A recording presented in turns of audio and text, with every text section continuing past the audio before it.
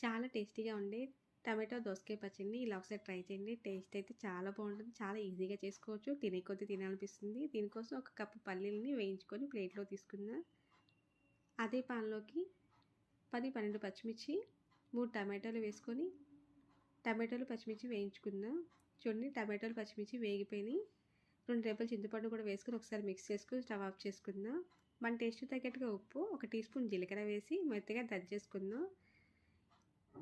వేయించి పొట్టు తీసుకున్న పల్లీలు, వేయించుకున్న టమాటోలు, చింతపండు వేసి మెత్తగా నూరేసుకున్నా.